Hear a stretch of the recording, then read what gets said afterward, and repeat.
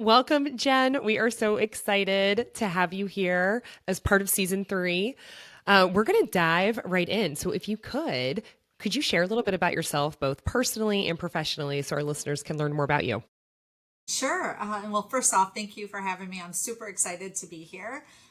First, I would say from a professional perspective, I have been in supply chain in a variety of roles in a variety of industries over the years. And I've really actually loved that about my career. So I've had the pleasure of working for 3PL operations, food and beverage, automotive, and then the last 8 years or more in retail, which has been so much fun.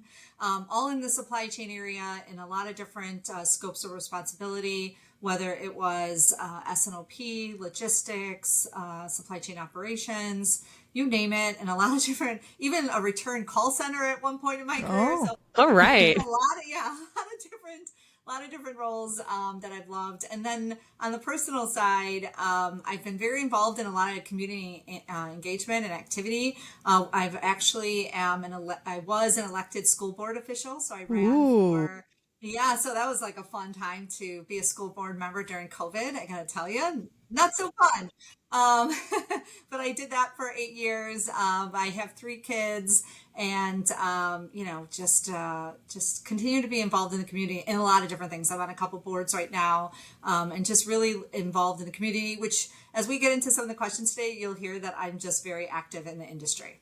Awesome. Okay, Jen, so with your career, did you have an aha moment that you realized like supply chain is a place I want to be? This is the career I want, or did you kind of stumble into it?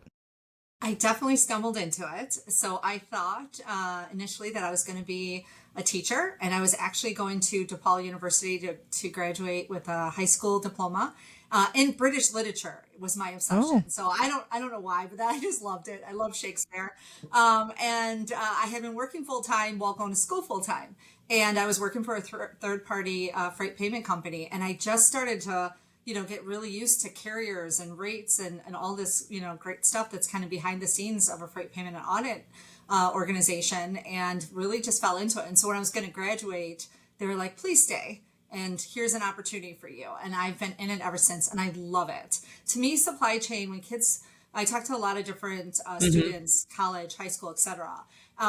And when they ask, like, when they think about their career, I'm like, supply chain is amazing. It's amazing because one, it's so multifaceted. You work with so many different functions, typically within an organization. You're constantly problem solving. You are collaborating. You have to be agile. You never know what one day is going to bring. Like, there's just so much greatness to it, that I just think it's like one of the better functions out there. Not better like in a competition, but just in like a fun experience to me. I love that. I did not know this about you. So, British lit to Yes. supply chain. I love it. See, it was just calling you. Couldn't get away. Yes. so Jen, you walk by someone on the street and they're like, "What do you do in Mhm. layman's terms? Like, how would you describe it?" Yeah, in layman terms, it's funny because up until the pandemic, I think no one really knew what supply chain was. I know, I'm sure you guys probably felt that as Mm. well, and so now people get it because I was like, wait, what happens to goods? And if they don't arrive, we can't purchase them. So I think there's been an evolution in that. It's still, for me, what I would say is it's movement of goods and services, and there's a lot behind that. One of the fun things that I recently did was, I think it was maybe 2 years now, at Ulta Beauty's distribution center in Dallas. I am part of a board called Step Up, which mentors high school students, specifically diverse high school students, and giving them different experiences from a mentorship perspective. And we had them visit our Dallas distribution center, our local high school, visit the Dallas distribution center, and they were just blown away. They could Hmm. not, believe, first of all, like what they didn't even know anything about a distribution center. We had them like put packages together and like Hmm. do all that great stuff. And so they were just so excited. And some of them walked away with, wow, I might actually do this. Like, this is so cool. I And love so that. I know it was so great. It was such a great feeling. Just the inspiration that the kids had from that experience was great. But to me, that's one of the great things about giving representation and giving them giving students opportunities, but showing them like this is what supply chain could be. Like this is one Hmm. facet Yeah. of it. Distribution is just one piece of it, but there's so many different aspects, and a lot of times kids just don't even think about it. So it was really exciting to share that with them. What a great way to expose people to what supply chain is. And you can Yes. hear the passion and excitement as you talk about it. Yeah, it was really fantastic. I mean, anytime you could take, I think we had about maybe 40, 50 young girls who were walking away with, this inspirational, like, hey, this could be my career, and live locally. Like that was, just very cool. It's amazing. I mean, Katie and I recruit, and the number one question we get is like, so what do you do with a like they're not equating like a tech like engineering like degree with like supply chain, and like, so what do I do with that? 'Cause they're Yes. just like very confused as to like, so if we come to work for you, what it like, I think they just can't visualize that day to day versus Yes. some of the other it's funny, Hmm. we've had a lot of people started out in like finance and accounting, and then they realize they don't want to do that and come into Hmm. supply chain because they know what that Yes. is at least, so it's Yeah. interesting. No, that's funny you say that because I was actually, I think maybe last year or the year prior, I went to OSU. They had like a logistics executive kind of session, and they asked me to speak. And they said that a lot of the supply chain students had come from finance, to your point, and were like started in maybe one area and then kind of morphed into supply chain. And, it was just such an exciting opportunity for them. So, We get okay. So you recently were navigating change, and this was actually when we connected. So I had reached out. We had met a couple of years ago, and I wanted to have you on the podcast. And as you were navigating this change, our conversation really talked a lot about how do you think about that? Because it's something that I think happens to all of us at least once, if not multiple times over the course of our career, is thinking about what's next, what's that next step. And I really appreciated how you framed up how you were thinking about not just career aspirations, but also personal fulfillment and what that means. So I was hoping yeah. you could share a little bit about that. Sure. So, yeah, definitely. I can't remember when we connected, Katie. I think it was like really close to a big change in my career. So, earlier this year, Ulta Beauty did an enterprise org restructure. And as a result of that, my role was eliminated. And so I had been with them for 8 years. Had grown through the ranks, started as a director. My last role was SVP of supply chain planning and operations.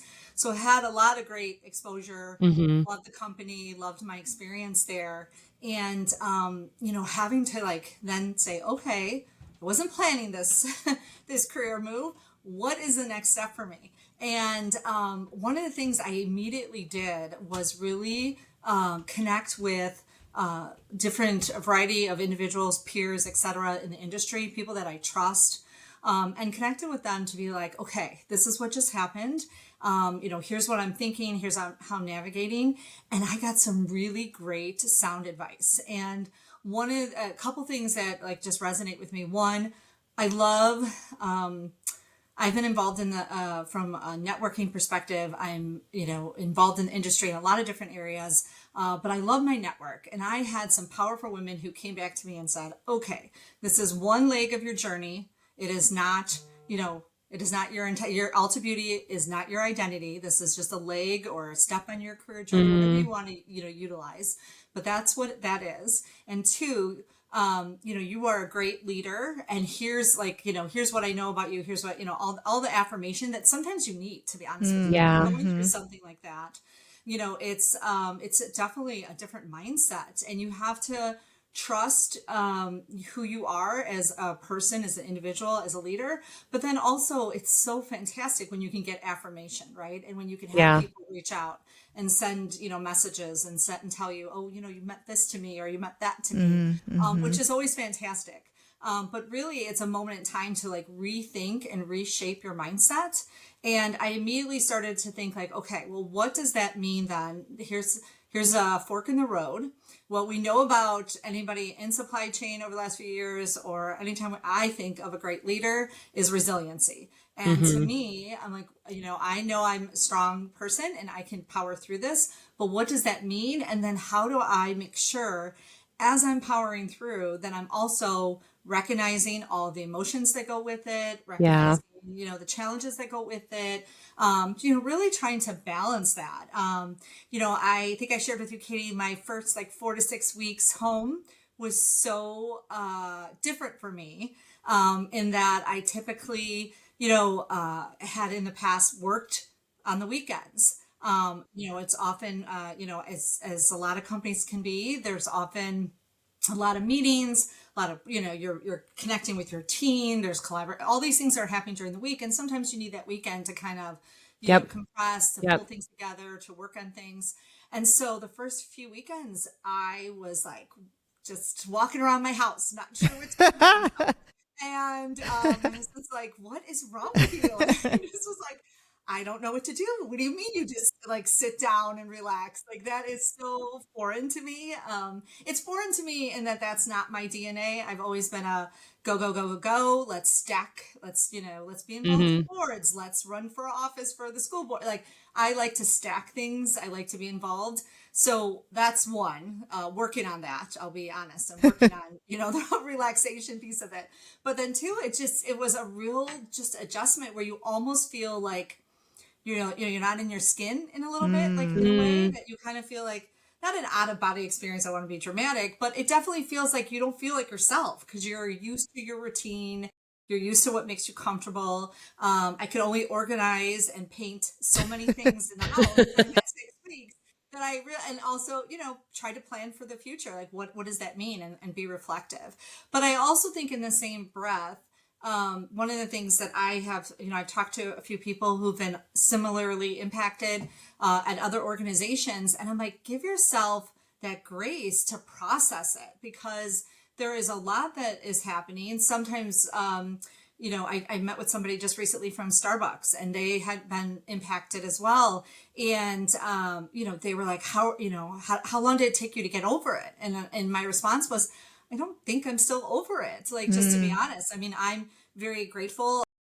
Within 3 months, I had a role at REI where I am the DVP of supply chain, and I'm really excited about the impact I'm going to make there. But you still are like, it's still a process, and to be like naive or not to like really, you know, validate, I guess, what you went through or what you're going through. I don't think that's the healthy answer, to be honest. I think it's a process. Everyone has their own. And, really turning into who you are as a leader is really important. And as a person, quite honestly, like what are your touchstone values that really mean so much to you that you should double down on during those times? So, Jen, I have a follow up, and you said this at the beginning. How I think a lot of us do attach our identity to the company you work for, or just like the Yes. work or the title. Mm-hmm. And do you have any thoughts on like how do we say it? It sounds very easy to like, well, you know, like separate those two things. So is there anything that through this process that has helped you with that, or what advice would you have as Yeah. you can get so So into it, it's hard to see it your Yeah. way is out. hard. And, to be honest with you, I don't know if you can separate it. So, and then I'll say a quote that makes me rethink of why I try to. So the reason why I say I don't think you can separate it is one, if you are passionate about your job, your team, it's just like life. I Yeah. often get asked questions of like, how do you volunteer for this? Or you're speaking at this engagement. And I said, I only do things that I'm passionate about. So when you're passionate about your work, it is a part of you. And so it's really hard to just say, oh, that I'm going to put this in a box and it was over here and it doesn't, didn't impact me, wasn't part of my identity. But I also understand at the same time that great advice that it's a part of your overall journey, not who you are in your entirety. And I think that's the hard part when you, like I said, when you have that passion. On the flip side, what I will say is that I love this quote from Sheryl Sandberg, and she basically talks about how it's not about titles or positions. It's about whether or not you have impact, influence, and inspiration. And that I love. That, like, if I think of like where I attach my like North Star to, it Hmm. is definitely that. And so to help me through that journey of changing, of moving through this cycle has been around, okay, I want to make an impact. I definitely love being part of, influencing for a greater good, influencing teams, developing teams, etc. And then how do I kind of sometimes inspire me just to continue down that path? And that's what kind of channeled me to continue to move forward. Everybody's got a different, Yeah. process, but to me, I feel like, it's definitely a critical piece of it when you're trying to like move forward and try to get through something. All right. Okay. And Jen, throughout your career, you have demonstrated a strong ability to lead and drive change. And how has your understanding of your own strengths and capabilities empowered you to take on all the new challenges that come your way and navigate that uncertainty? Well, no, I was going to say, I think sometimes, as they say, hindsight is really great, and hindsight is 2020. For me, I feel like as you move throughout your career, you learn things about yourself. You Mm. either learn things, you not only learn things about yourself, but you also learn from others. And you'll say, oh my God, that's an amazing leader, or oh my God, that's a terrible leader. And I do not want to do that, right? Like you learn There's both. something to learn. Yes. Yes, exactly. And so I feel like as you learn about yourself, there are things that you're like, oh, I'm confident. I'm really great at whatever that might be. For me, what I have learned through the years is I am one who likes to immediately jump in and problem solve.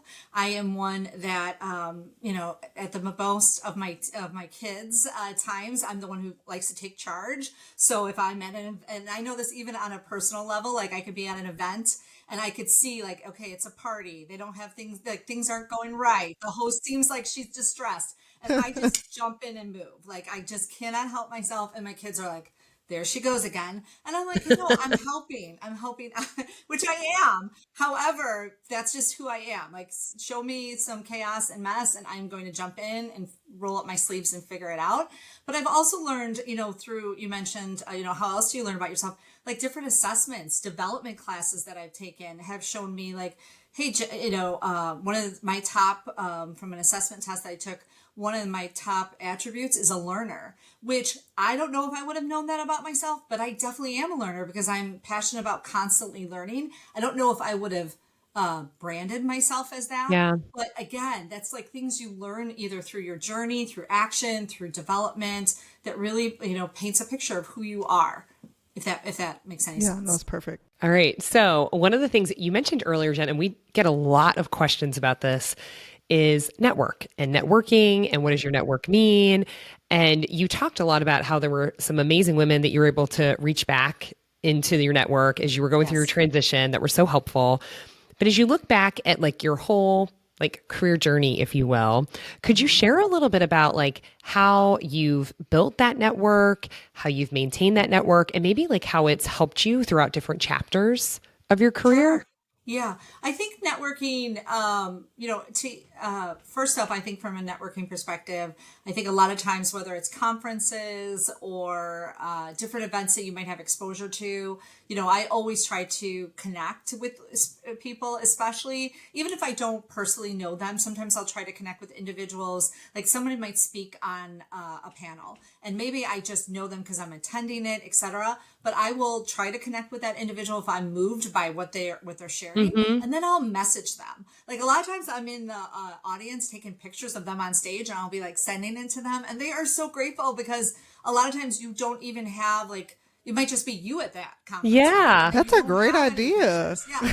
So I'll be like sending pictures and like, here you go. And that builds, Awesome. relationship, Hmm. credibility, trust. I think the other thing is relations, to me, when you're networking, it doesn't need to be, but it's nice when it is reciprocal, where it's both parties are have invested in that relationship, value that relationship, and leverage each other. And so through the years, people would reach out to me. I would try to help them if I can, and then vice versa. So when I went through this transition earlier this year, I reached out to a few, and some of them, like I shared, one gave me great advice. Another one told me, okay, do this, don't do this on LinkedIn, because everyone's like, do I post on LinkedIn? Do I not? What is the right kind of method? It was very interesting. Everyone had a plethora of like different perspectives on what to do. But, ultimately I chose a few people, like, key individuals I trust and admire, and really, went to them and trusted what they had to share. So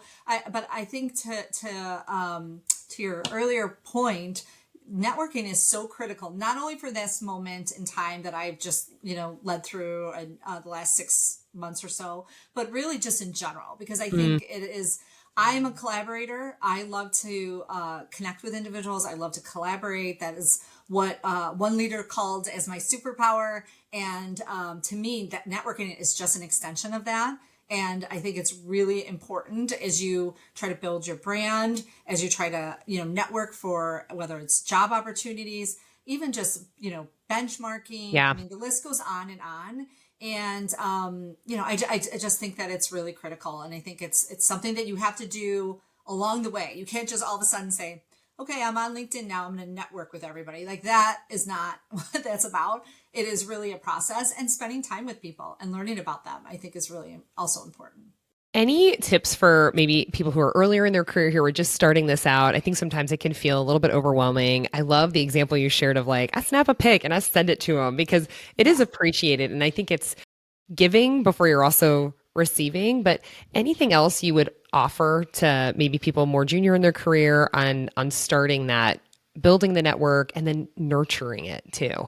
Yeah, I would say it's find time to do so. I think sometimes, I guess a couple things. One, I would say find time to network, especially at a conference, even in just an introduction. Whether it's just like meeting someone on site or sending them a message and said, you really inspired me, or I really enjoyed, XYZ, whatever that commentary might be. I think that's really important. I think sometimes, just like everything else, life happens. And sometimes you're at a conference and you have 1,000 things at work that are going on in the midst of maybe a conference that you're attending or an event. And so you're not always present. And the other piece of it is you have to be present and, get into, meet the individuals there, really find time. It's easy to be in your hotel room working, like that is, but that doesn't do anything, right? And sometimes, the one thing I did learn through this, experience is a lot of times, we're so focused on our job, and rightfully so, right? Like we're all, if you love your job and you're passionate, but where are you focusing on you? The bigger picture, right? And how Yeah. is your brand, and who are you connected with? And how are you involved? Like all of those things are really important, because if things change, whether it's by decision or not, you need that network to help support and lift you up. And so, I think if I was telling anybody who's starting off new, like get out there, get involved, be present, network, and because it will pay off when you least expect it. And it's really valuable. Wonderful. That's wonderful. So reflecting on your time at Ulta Beauty and the impact that you made, what key lessons or insights did you gain as you think about what am I going to carry forward in the next chapter? Yeah, I feel like there's a couple things. One, I mentioned that collaboration's my superpower, and I was recently in both my boys have graduated from college in a short time. One took his time really long. One was was on the 4 year course, so they kind of just like hit me both like within like 6 months or so. But one of the things, and I always my husband laughs at me, but I'll at the graduation ceremony I love to hear the speakers, and I'm often writing down notes. Just because it was just inspiring. I love to get like how are others thinking about things. And at one of my son's graduations, they said, many lights shine brighter than one. And I was like, yes, that's so true. Like, if you think about it, a collective set of lights shine brighter than one light. And I think that ties to collaboration and working with others. And so to me, when I think about my impact, I really enjoyed at Ulta Beauty working with so many cross-functional teams. And I'm taking that with me today at REI, but also just, forward looking, taking it with me as far as making sure that collaboration continues to be something that's really important to me and that I focus on, because I have really found that it definitely made a quick impact.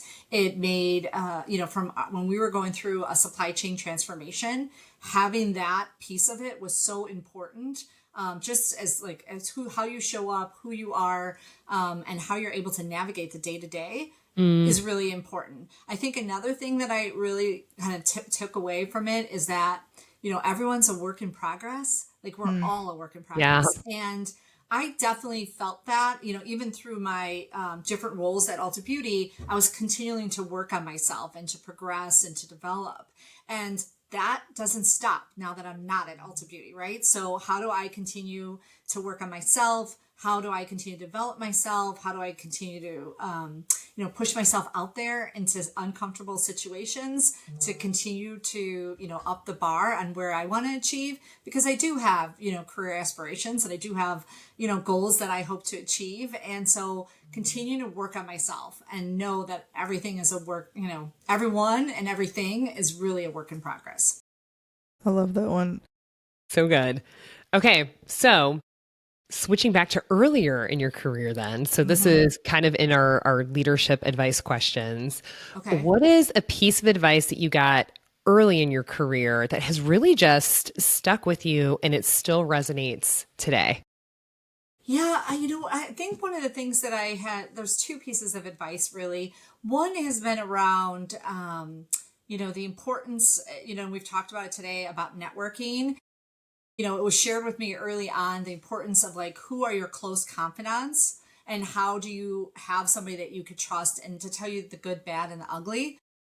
There's a lot of times, especially even in the last few months, I went my high of my highs, low of my lows, at times, people have, I've downloaded blah, whatever it might be that I'm working through, and then to say, okay, knock this off, or you need to change this, or yes, you can go do that. So you need someone who's going to kind of check you, to be honest with you, and put you on the right path. And so to me, having those confidence early on throughout my career, and some have changed, like, and some I've had confidence for 20 years. So it really, like, depends on just, how that kind of whatever that might morph into for someone. The second piece is not so much early in my career, but I really feel like it's such a great comment, which was that if you don't ask, you won't get. Mm. And that was shared with me by a leader, and I thought that was so well said. And actually, it really empowered me to have really much more bold conversations about my career development, and where I wanted to go to. And I think that's really important, because a lot of times we don't ask, or we don't talk about, and we just kind of assume, and you could get lost in Mm. that shuffle or in that mix. They might not know about your previous background. They might not know about your career aspirations. And I think, early on, I used to believe that hard work was all it took, like, early on. And as I kind of moved through my career, I was like, oh no, it's not just hard work. It's so much more. You need advocates. You need mentorship. You need to be able to be, in my mind, the soft skills, and well-roundedness of a leader. You need to be an enterprise thinker. You need, the list goes on and on. There's a list, really, but no. But what the attributes are quite, long, of, like, what it entails. And so kind of shifting from your, hard work will get you there, to now really shifting from, okay, you could have hard work and you could be all these other things and still have to do a restart, which is the area that I'm in right now. Then, how do you just keep moving forward and thinking about, where do you want to go? How do you get there? And giving yourself grace through the entire process, because it really is a process. I really appreciate that advice on just asking, because I think all of us are in our heads. We assume that they know about our backgrounds. We assume that Yes. somebody, and whether it's your manager, your organization, people have a million things on their mind. And so Mhm. if you're not clear and you don't ask, and I think it can be really uncomfortable at first. But really, like, what's the worst that's going to happen? They're going to say No. no. And then you have Right. another Yeah. data point. Like, you then have a data point to then make other decisions or choices. But if you don't ask, and maybe it doesn't line up then, but maybe it's like a year later and that manager's like, hey, you asked for this at the Correct. time it didn't work, but now we have this amazing opportunity. But you have to ask. Yeah. No, yeah, absolutely. And that's one of the things like, so I've been going through my onboarding at REI and meeting my broader team. And when I'm doing individual touch bases with everyone, part of my question is, so what's your career aspiration? Like, where do you want? And some of them, were like, oh, a career aspiration. Like they maybe hadn't thought about it, but others have, so there's a mixture of what you're going to get. So it's equally important for you to ask, but it's also important for you as a I leader like to that. make sure you're asking your team so that when you're building out your org or their special projects, that's how you advocate for others, is because you know your Yep. talent and you know where they want to Yep. go to Yeah. and you know where they want to get to, and you're helping them. So it's both sides, honestly. And I think those that are really strong leaders definitely ensure that they're well dialed into their teams. All right, before we get to our last question, I'm going way off topic, but I just have to know. Yeah. Please tell us, like, how did you decide about the school board? Like, any funny story that you feel appropriate to share? Yeah. Just like, I don't know why that kind of stuff like tickles me, and I know it's so much. I don't know. Maybe the movies make it seem more fun. I don't know. I'm thinking of like I don't know if bad I would say moms in the it's school board fun. meetings, and I'm like, what happens? Yeah. Well, what I would say is that, so I can't even remember how I started into the school board. I was involved in the school in a lot of different activities, like PTO president, all that great stuff. And this is where I'm like hyper stack it on me. Like I'm working, I'm traveling, I have 3 kids, and I'm going to be PTO president. I'm going to run And the it's, fun fair. I'm like, Like, oh my gosh. yeah, this is I don't what know. I do. Like my That sounds like, husband how would just this shakes his like this head. come to your Like, brain? I want to be yeah. the school board. Yes. Yes, I know. This is the uniqueness of me. But that said, when I wanted to run for the school board, I ran for it. Originally, I think I got, if I remember correctly, they had appointed me because there was an open opportunity. Someone had left, and then I had to officially run. And I loved the experience of one of the best things that actually I learned from it was that you might, there are different opportunities would come up. You would have a discussion about like what do you want to move? How do you want to move on this particular passage, et cetera, whatever it might be. It could be a bill that was going through. It could be a change in the curriculum. Everyone would have different perspectives. So as a board of 7, everyone would have a different perspective. But at the end, you collectively voted and then you collectively agreed on whatever that was. So you might have been like, I might have been opposed to whatever might have won that particular voting period. But yet, as the bylaws were, then as a team, out in the community, you are one. Like you could say, well, maybe I wasn't that, but you get on board like this because you just voted for it, and that is the power of the collective board. That really bode well for me in my career as well, because if you think about it, a lot of times you're in rooms, you guys are, people might be debating back and forth, you have a stance, but then when you move forward, you're not the person in the room constantly still poking at it and poking it. You might have had a perspective, but you've aligned as a leadership team. This is what's going on. And then you all, you kind of align and move forward, quite honestly. And I learned that. It was great exposure. During COVID, my commentary was just that it was such a divided community on like what to do. I There can was so only much. imagine. Yeah, there was so Yeah. much unknown. I mean, we were on calls to 2, 3 a.m. virtually during the pandemic. And, the people that were online watching us, in real time make decisions because Wow. they were like, this immediately impacts my Yeah. child, how my family's going to operate. So that part was a little bit, I would say probably not the most fun, but also very rewarding. I would, at times it was funny. I would, during the pandemic, because everyone was dialed in, I would go to Target and someone would be like, oh my God, like we watch you. And it's so great. And I was just like, okay, thank you. I had like a sliver of maybe what a celebrity might feel for a second, uh, which made me laugh. And then my kids were just like, oh, whatever, they could care less Yeah. about that. But no, but people were so dialed in. But I did, and then I will say I was also very proud. My second term, I had the highest votes Well, for that's amazing. election. So that made me feel like, okay, the community agrees, like what I had been saying or stating. So it was a good feeling. It was just a lot. It's Yeah. definitely a huge commitment. not only to the schools and the community, but just a lot of extra focus and work because you're really shaping the curriculum, which kind of, if you guys know, I said I was going to be British lit, but it ties back to my Oh, come education. full circle. Oh, it Full is. circle. Okay. So like it all is for full circle for me.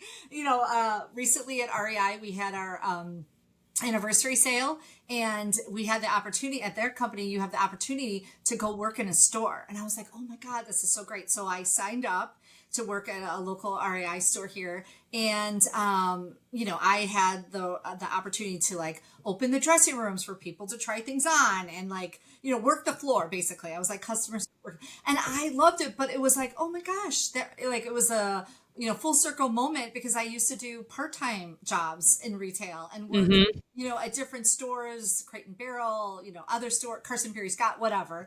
And so it's kind of cool how full circle moments, like as you get older in life, you really appreciate the full circle moments because it's like, oh, Amazing. flashback. I remember that. I could do this, and kind of keep going.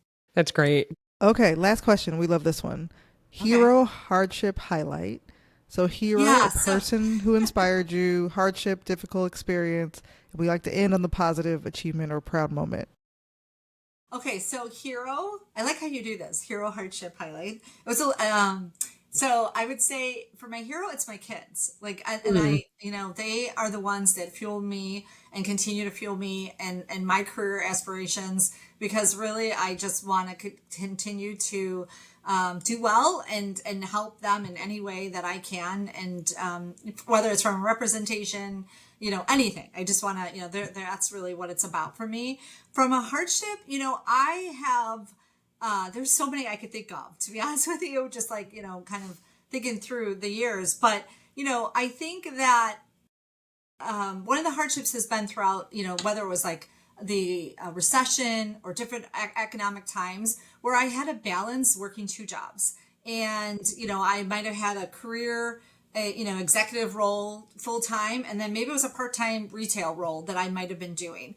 And having that balance of, doing both while you have kids, while you're trying to be involved in all the things that you're involved in. To me, I think it was a hardship at times, to be honest, and maybe not when I was always as much present as I would have liked to have been. I was kind of, Mm-hmm. Mm. moving through that, and that's it's less about the activity, more about I wish I had been more present. On the flip side, that hardship definitely is tied to my work ethic. That is a strong work ethic that keeps me going, and so I wouldn't change it. But Yeah. I think that it was probably some trade-offs I had to make on my personal side that I wish I didn't have to do. So when I think great experience gave me exposure, and to especially in retail and being a store associate and thinking about what does a store associate think about. Yeah. But on the flip side, it was also additional time away from my family that maybe I wouldn't have necessarily wanted.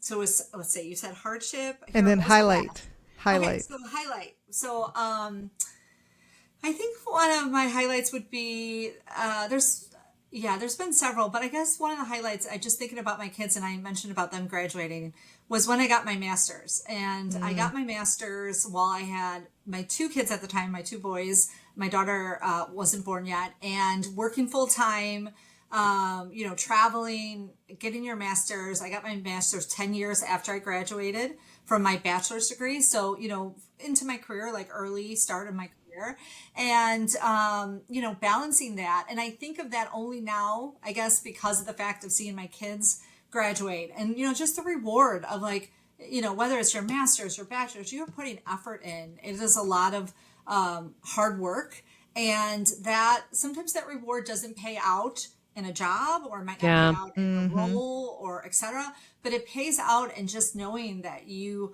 did it for yourself. You really need to do it for yourself at the end of the day. And so I was really proud of that achievement. I was also really proud that it was a 3-year program that I did in 15 months. So I was like, Wow. Sam, I'm gonna get this done. I'm Do you gonna drink a move. lot of I got two coffee? kids. Or do you like. We're cranking that out. We're moving this fast, but I and Yes, and I think it was like 3.9 GPA out of 4.0. So like I Wow. wasn't a slacker. I was gonna, just to say, but I was like, getting through that. But I also learned so much, and I'm just proud of the fact that I was able to do that. And then thinking about like my kids and now what they're like having the value of an Yeah. education. I Yeah. just think it was just a highlight for me, Oh, I love knowing where I that. am now today in today's space. And they always say, education is something people can't take away from you. It's yours. Yes, Hmm. And absolutely. so, Yeah. And it's funny you say that because at my other son's graduation ceremony, the dean had said that like, hmm, hey, a lot's Sure. going on today with AI and all these things, right? But you cannot take away the value of your education, and yeah. you should all be proud of that. And I think that's such a true statement, and definitely a highlight for me when I was able to achieve my master's for sure. So good. Amazing. Well, Jen, this has been wonderful. I feel like I've gotten all Yes. these new stories, I took notes. learned so many things Hmm. too. Thank you Took my so notes. much for joining us. My gosh, this was so much fun. I could talk to you ladies like all day long.